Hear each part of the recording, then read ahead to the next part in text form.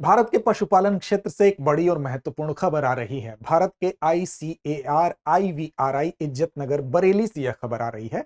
दरअसल आईसीएआर यानी कि Indian council of agriculture research और आईवीआरआई यानी कि इंडियन वेटरनरी रिसर्च इंस्टीट्यूट, भारतीय पशु चिकित्सा अनुसंधान संस्थान जो इज्जतनगर बरेली में स्थित है, वहां पर एक उन्नत सहायक प्रजनन तकनीकी का इस्तेमाल किया गया है। और इस तकनीक की मदद से जो साहिवाल गाय है, उस साहिवाल गाय के बछड़ों का सफलतापूर्वक उनको जन्म देने का काम किया गया है। अब इससे ये माना जा रहा है कि जो अच्छी नस्ल की स्वदेशी गायें हैं, उनके जो नस्लों का प्रसार है वो बहुत बेहतर तरीके से, बहुत तेजी से हो सकेगा और इससे भारत के मिल्क प्रोडक्शन पर भी असर पड़ने वाला है। तो यहां पर जिस तकनीकी की चर्चा होगी, जिस तकनीकी का इस्तेमाल किया गया है भारत के आईसीआर आईवीआरआई के द्वारा, वो तकनीकी भी आपके परीक्षा के लिए महत्वपूर्ण है। तो इसी खबर के आलोक में बात करेंगे यहां पर जिस तकनीक का इस्तेमाल किया गया है उस पर भी, साहिवाल के ऊपर भी। तो चलिए अपनी चर्चा की शुरुआत करते हैं।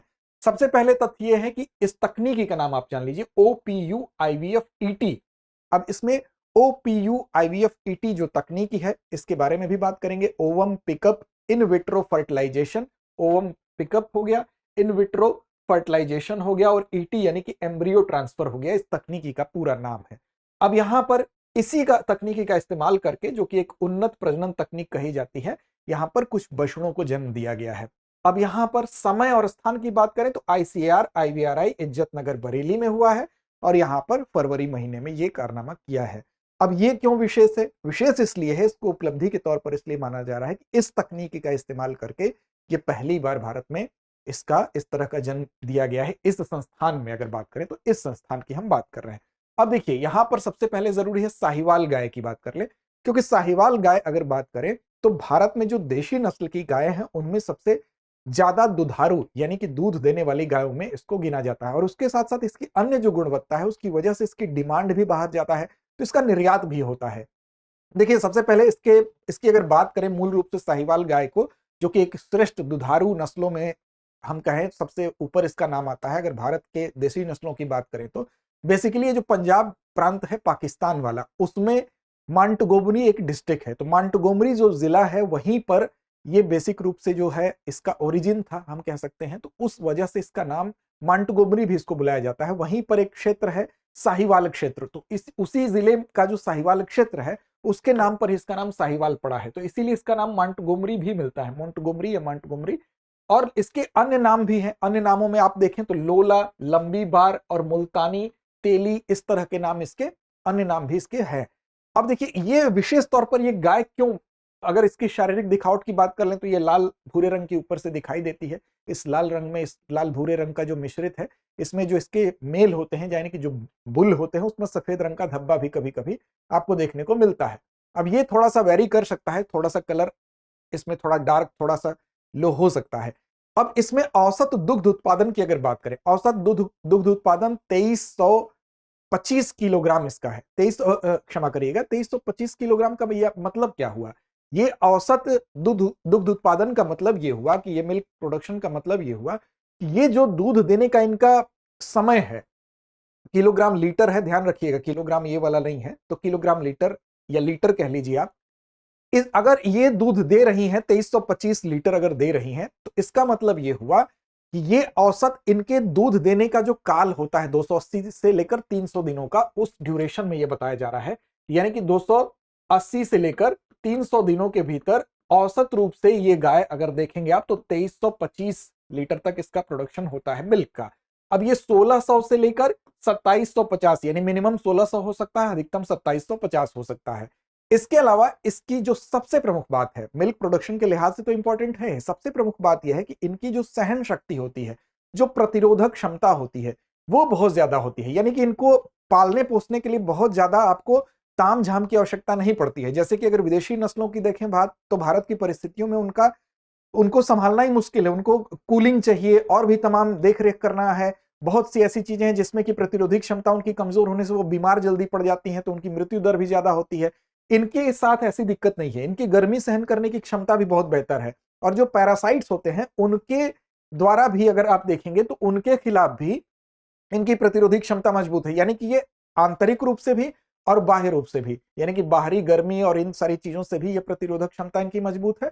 और आंतरिक रूप से अगर पैरासाइट्स हो गए, दूसरे तरह के परजीवी हो गए, तो उनसे भी ये सहन शक्ति इनकी मजबूत होती है। तो इस वजह से इनका जो सर्वाइवल है वो बड़ा बेहतर है।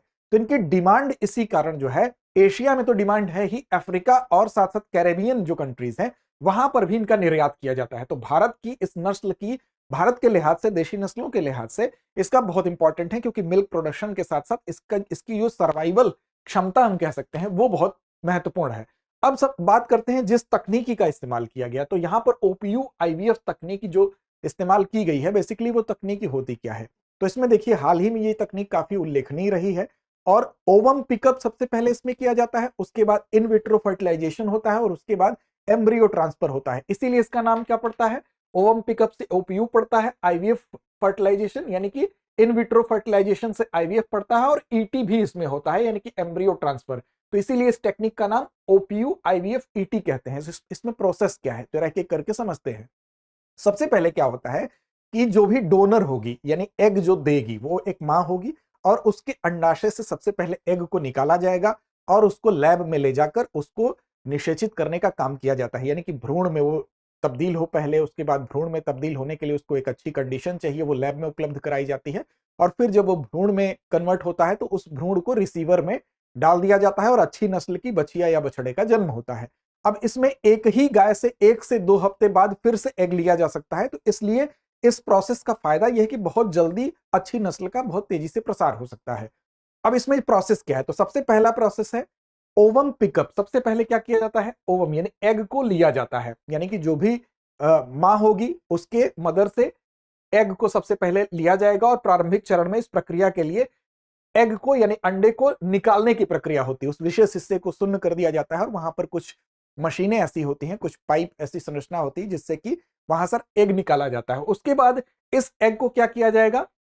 आईवीएम, दूसरी जो प्रणाली, दूसरा जो चरण होता है वो आईवीएम होता है, यानी कि इन विट्रो, जिसको मैच्योरिटी कह लीजिए। यानी कि इस चरण में क्या होगा? इस चरण में लैब में इसको ले जाया जाएगा और लैब के वातावरण में एक विशेष द्रव में उस एग को रखा जाएगा। इस विशेष द्रव में इसलिए रखा जाता है ताकि वो एग मैच्योर हो सके, और जब एग मैच्योर होगा 20 से 24 घंटे के अंदर वो मैच्योर हो जाएगा। उसके बाद तीसरा चरण होता है आईवीएफ का, और यहां पर इस आईवीएफ यानी कि इन विट्रो फर्टिलाइजेशन, यानी कि जो मैच्योर एग होगा उस मैच्योर एग को सीमेन से लैब में निषेचित कराया जाएगा। सीमेन यानी कि जो दूसरा सीमेन कलेक्ट किया जाता है वो भी किसी अच्छी नस्ल के मेल जो होगा उससे लिया जाएगा, और फिर यहां पर इन विट्रो फर्टिलाइजेशन यानी अंडों के निषेचन की प्रक्रिया होगी ताकि लैब में उसको ठीक कंडीशन में निषेचित कराया जा सके। फिर उस निषेचन के बाद, आईवीएफ के बाद जो अगला चरण होगा वो आईवीसी का होगा, यानी कि निषेचित जो अंडे होते हैं उनको 7 से 8 दिन तक, आईवीसी क्या होता है? तो इसमें होता है, उसको कल्चर किया जाता है। कल्चर का मतलब होता है कि उस निषेचित अंडे को 7-8 दिन तक लैब में रखने पर ऐसी कंडीशन उपलब्ध कराई जाती है ताकि उसका आगे का प्रोसेस बेहतर हो सके और वो भ्रूण में तब्दील हो सके। फिर जब वो भ्रूण में तब्दील हो जाता है, एम्ब्रियो में तब्दील हो जाएगा, तो उस एम्ब्रियो का ट्रांसफर किया जाता है, यानी कि ईटी लास्ट वाला प्रोसेस होता है। और ये एम्ब्रियो ट्रांसफर कहां होगा? ये अंतिम चरण होता है, जो कि जो तैयार भ्रूण होगा तो गर्भाशय में उसको स्थानांतरित कर दिया जाएगा। और इस गर्भाशय में, यानी कि अच्छी नस्ल का हम कह सकते हैं कि भ्रूण अब डेवलप होने के लिए तैयार है, उसको एक गर्भाशय की आवश्यकता होती है, और एम्ब्रियो ट्रांसफर करके जो तैयार भ्रूण होता है उसको सामान्य गाय में ट्रांसफर कर दिया जाएगा। तो एक अच्छी नस्ल का हम कह सकते हैं बीजारोपण एक सामान्य गाय के गर्भाशय में करने की ये प्रक्रिया जो है, इससे क्या होगा? इससे फायदा क्या होगा? इस पूरे प्रोसेस को करने का मूल लब्बो लुबाब क्या है? तो इससे फायदा ये होगा कि अच्छी नस्ल का प्रसार हम ज्यादा कर पाएंगे, यानी कि जेनेटिक रूप से सुधार करके हम ज्यादा दूध देने वाली, ज्यादा जिनकी प्रतिरोधी क्षमता ज्यादा है, ऐसे बच्चों का हम कह सकते हैं, इन गायों के, साहिवाल के नस्ल के ऐसे बच्चों का प्रसार तेजी से होगा, जिससे मिल्क प्रोडक्शन बढ़ेगा। साथ साथ हमारे जो देशी गाय हैं उनकी डिमांड अगर वैश्विक मार्केट में कहें तो वो चाहे एशिया के अलावा अफ्रीका और कैरेबियन कंट्रीज हो, वहां पर हम सप्लाई ज्यादा कर पाएंगे। कम खर्च है इस पूरे प्रोसेस में, तो कम खर्चीला होने की वजह से भी ये पूरा का पूरा, पूरी की पूरी प्रक्रिया जो है उपयोगी है। साथ साथ जो गर्भवती जो है, अगर गर्भवती कोई गाय है तो उससे भी ये लिया जा सकता है। तो इसमें हम कह सकते हैं कि रिस्क भी कम है, यानी कि एग अगर गर्भवती गाय हो उससे भी ले सकते हैं, बस कुछ दिनों के ही अंतराल पर।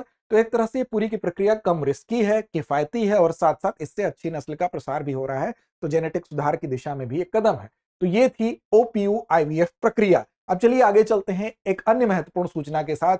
जब किसी की सफलता होती है तो उसमें उत्सव भी होता है और इसी उत्सव को मनाने के लिए आप भी हमारे भागीदार बने, इसलिए हम लेकर आए हैं सिलेक्शन महोत्सव सेल। और इस सिलेक्शन महोत्सव सेल में आपको दृष्टि आईएएस की तरफ से सभी ऑनलाइन पेन ड्राइव कोर्सेज और टेस्ट सीरीज पर मिल रही है 50% तक की छूट, साथ ही बुक्स पर 25% तक की छूट मिल रही है और डीएलपी पर भी 25% की छूट मिल रही है। लेकिन ये छूट कब तक उपलब्ध है? 26 मार्च तक उपलब्ध है, तो आपके पास ज्यादा समय नहीं है। आपके लिए इसके लिए क्या करना होगा? आपको तो दृष्टि लर्निंग ऐप को आपको डाउनलोड करना है। आप दृष्टि लर्निंग ऐप डाउनलोड करके भी इसका लाभ उठा सकते हैं या आपको डिस्क्रिप्शन में लिंक भी मिलेगा, वहां से भी इस छूट का लाभ आप उठा सकते हैं। अधिक जानकारी के लिए आप हमारे नंबर पर कॉल कर सकते हैं 8750187501 हमारा नंबर है। अगली सूचना उन अभ्यर्थियों के लिए है जिनके पास कम समय है लेकिन वो तैयारी करना चाहते हैं यूपीएससी की, तो जीएस की टेंशन उनकी होगी समाप्त, क्योंकि हमारे पास है GS studio foundation live online course. इस कोर्स के माध्यम से 14 महीने में प्रीलिम्स से लेकर मेंस तक जीएस की संपूर्ण तैयारी आपकी होगी, कम समय में बेहतर तैयारी होगी। ये कोर्स आपको हिंदी, इंग्लिश तीनों माध्यम में उपलब्ध है। इसके अलावा इस कोर्स में आपको 18 टेस्ट भी देने को मिलते हैं, 2 साल के करंट अफेयर्स को कवर किया जाता है क्लासेस और प्रिंटेड नोट्स दोनों के माध्यम से। साथ साथ अगर बात करें इसके फीस की तो 34,999 में भी अतिरिक्त डिस्काउंट का लाभ आप पा सकते हैं अमिताभ कूपन कोड के साथ। ये कूपन कोड कैसे इस्तेमाल करना है? तो इसके लिए आपको दृष्टि लर्निंग ऐप को डाउनलोड करना है। वहां पर जाके कूपन कोड को इस्तेमाल करने के लिए आपको अप्लाई करेंगे तो आपको अतिरिक्त छूट का लाभ भी मिलेगा। अब इसके लिए भी आपको कोई भी अगर दुविधा है तो 8750187501 पर कॉल भी आप कर सकते हैं। चलिए चलते हैं अभ्यास प्रश्न की तरफ। आईसीएआर आईवीआरआई इज्जतनगर बरेली ने साहिवाल बछड़ों का उत्पादन किस तकनीक से किया है? विकल्प आपके सामने है। नेचुरल मेटिंग, कृत्रिम गर्भाधान, ओपीयू, आईवीएफ, एटी तकनीकी, सुपर ओव्यूलेशन और एम्ब्रियो ट्रांसफर। तो इस प्रश्न का जवाब हमें उम्मीद ही नहीं, विश्वास है आप सही और सटीक देंगे। तो जवाब दीजिए कमेंट बॉक्स में, साथ साथ चैनल को सब्सक्राइब कर लीजिए ताकि हमसे आप लगातार जुड़े रहें, हमारे सारे अपडेट्स आप तक पहुंचते रहें। साथ साथ हमें टेलीग्राम पर भी आप फॉलो कर सकते हैं, दृष्टि आईएएस यूट्यूब नाम से हम वहां भी उपलब्ध हैं। लड़ते रहिए अपने लक्ष्य की ओर, बढ़ते रहिए।